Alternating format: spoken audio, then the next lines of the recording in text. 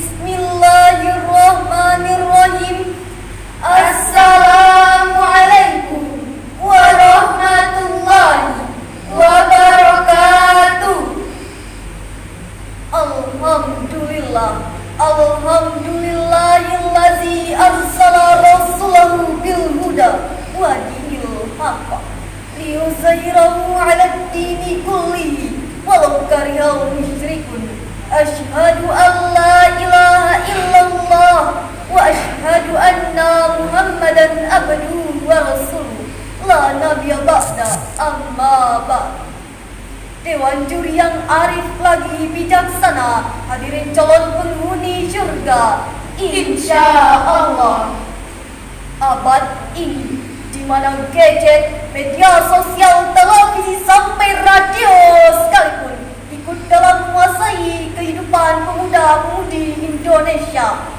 Banyak yang tidak lagi memperhatikan tingkah lakunya karena telah terkontaminasi dengan konten-konten di media sosial. Bahkan hadirin sekalian, pemuda-pemudi Indonesia lebih banyak memilih untuk berjoget TikTok dibandingkan mengaji.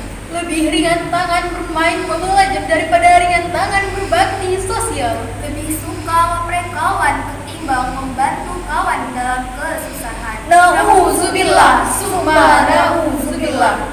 Kemunduran norma-norma akhlak ini telah membuat generasi Indonesia menjadi tidak peduli lagi dengan lingkungan sekitar.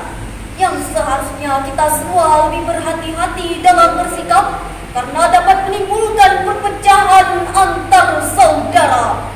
Oleh karena itu, hadirin sekalian, betapa pentingnya kita untuk menilik kembali sejarah bahwa Allah Subhanahu wa Ta'ala telah mengutus seorang Rasul yang akan memberikan pelajaran kepada umat-umatnya mana yang hak dan mana yang batil, mana yang terpuji dan mana yang tercela.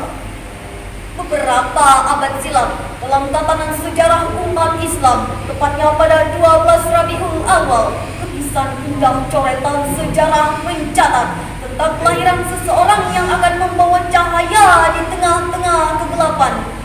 Seseorang yang akan mengembangkan misi terpentingnya dengan merubah peradaban yang kelam menjadi peradaban yang membanggakan. Dialah baginda Nabi besar Muhammad sallallahu alaihi wasallam. Refleksi konstruksi sejarah tersebut memberikan gambaran jelas bahwa pengembangan misi terpenting Nabi besar Muhammad sallallahu alaihi wasallam dapat berubah dari manusia yang tidak beradab menjadi manusia yang penuh kesantunan dengan menerapkan perbaikan moral, perilaku dan sopan santun. Atas dasar inilah, izinkan kami bertiga untuk menyampaikan sebuah syarat dengan judul Meneladani akhlak Rasulullah sallallahu alaihi wasallam dalam sikap rendah hati. Sebagaimana firman Allah di dalam Al-Quran, surah Al-Furqan ayat 63 yang akan dilantunkan oleh qari'ah kami berikut ini.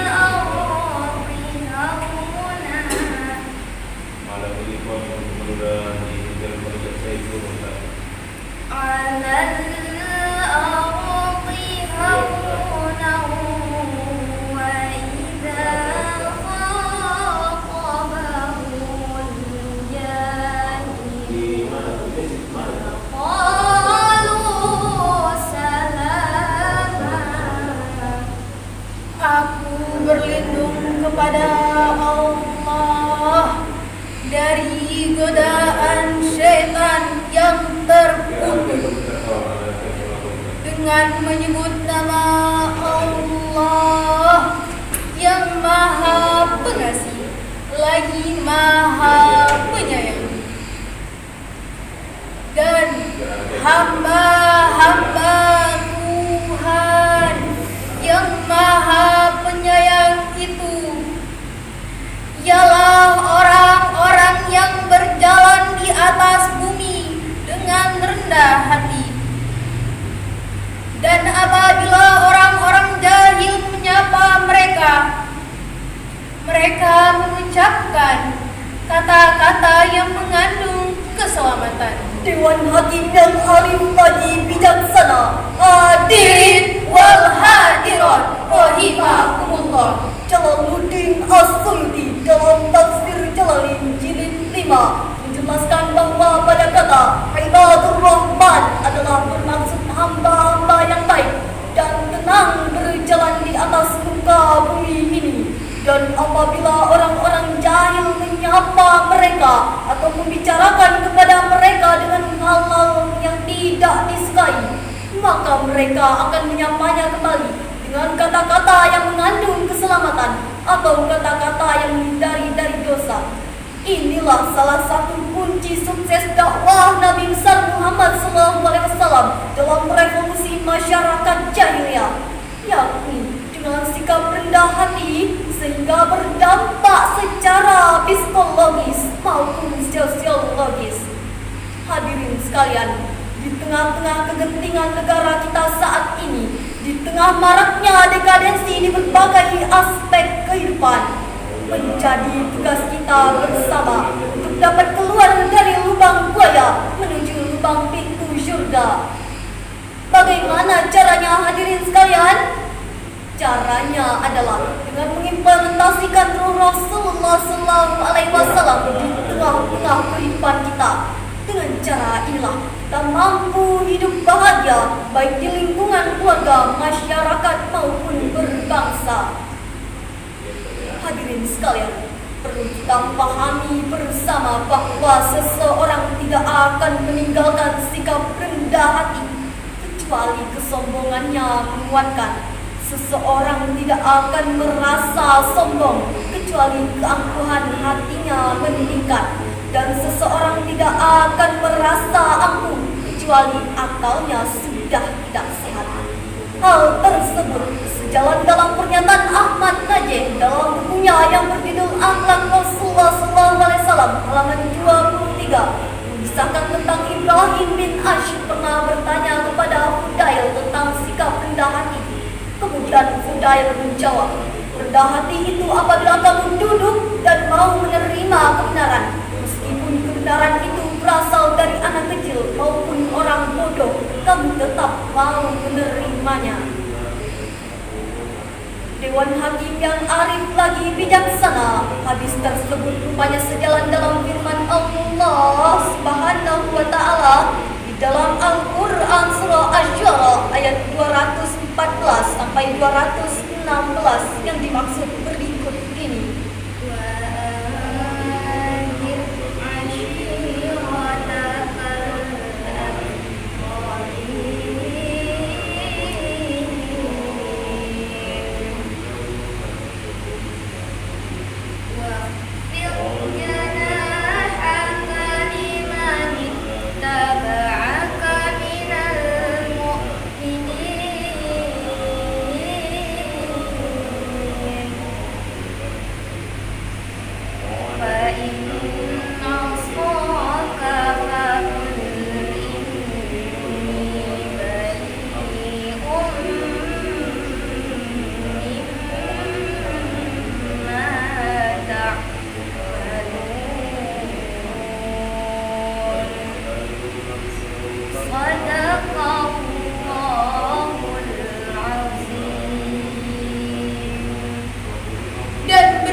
Peringatan kepada kerabat-kerabatmu yang terdekat, dan rendahkanlah dirimu terhadap orang-orang yang mengikutimu, yaitu orang-orang yang beriman.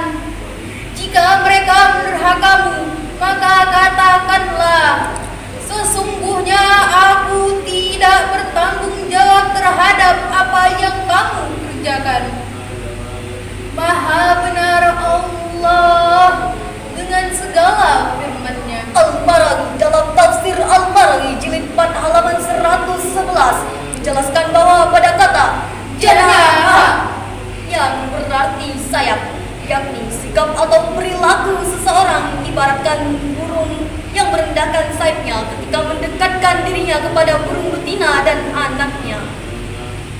Di samping itu pula, secara implisit Muhammad Quraisy memaparkan dalam tafsir Al-Misbah bahwa ayat di atas adalah perintah agar Rasulullah Sallallahu Alaihi Wasallam mau bersikap lemah lembut kepada para pengikutnya. Itulah yang lebih untuk para nabi, dengan lemah lembut agar umatnya mau mendengarkan ajaran-ajarannya. Kenapa demikian hadirin? Jawabannya adalah karena sikap lemah lembut, merendahkan diri kita akan lebih menarik perhatian seseorang dan menambah kecintaan kepada orang yang berbicara. Dalam ayat tersebut pula Allah Subhanahu wa Ta'ala memperingati kepada kita untuk selalu merendahkan diri kita kepada orang lain, seperti halnya yang dilakukan oleh Rasulullah SAW dalam proses dakwah beliau, sehingga membawa perubahan yang drastis dari masa yang kelam menuju masa yang penuh kejayaan, terkhususnya kepada orang-orang yang beriman. Dewan Hakim yang arif lagi bijaksana, hadirin yang berbahagia. Begitu pula dalam kehidupan kita sehari-hari, sejatinya adalah menerapkan apa yang telah diajarkan oleh Rasulullah SAW kepada kita, yakni bersikap lemah lembut dan rendah hati di hadapan siapapun, baik di hadapan orang yang lebih tua maupun anak kecil sekalipun. Indah bukan? Akan lebih mengagumkan. Mari kita simak syair Imam Syafi'i berikut ini.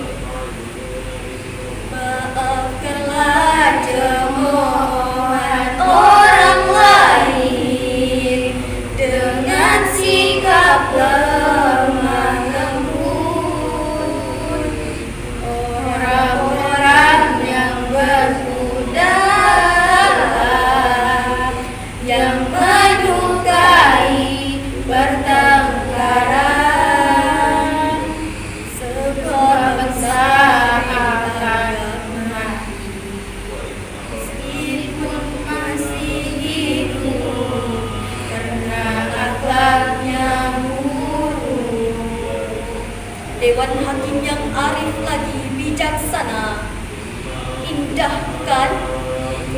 Dan penjelasan di atas, maka dapat kita tarik kesimpulannya bahwa yang pertama, apa yang telah diajarkan oleh Rasulullah SAW kepada kita, hendaklah kita taati bersama. Yang kedua, dalam hidup bermasyarakat, baik di lingkungan keluarga maupun berbangsa, baik menjadi seorang pemimpin ataupun tidak, dari yang lebih tua maupun yang kecil, hendaklah berbicara dengan penuh kelembutan dan kerendahan hati. Yang ketiga, untuk menjadi negara yang makmur, damai dan sejahtera, maka dibutuhkan seorang pemimpin dan masyarakat hendaklah bercermin dari sikap Rasulullah SAW. Demikianlah sebuah syarahan yang dapat kami sampaikan. Kurang dan lebihnya mohon dimaafkan. Wabillahi taufiq wal